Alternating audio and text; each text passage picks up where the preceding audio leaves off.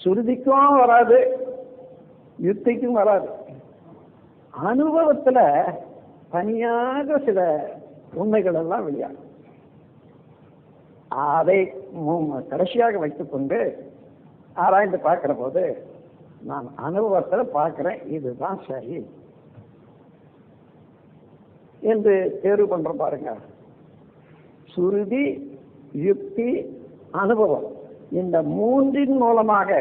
ஆனா சுருதியும் மறந்துடக்கூடாது, யுக்தியும் மறந்துவிடக்கூடாது, அனுபவத்தையும் மறந்துடக்கூடாது. ஆனால் மூன்றையும் சேர்த்து தொடர்ந்து சிந்தித்து தேர்ந்தெடுக்கிற போது அங்கதான் நேரான உண்மை விளங்கும்.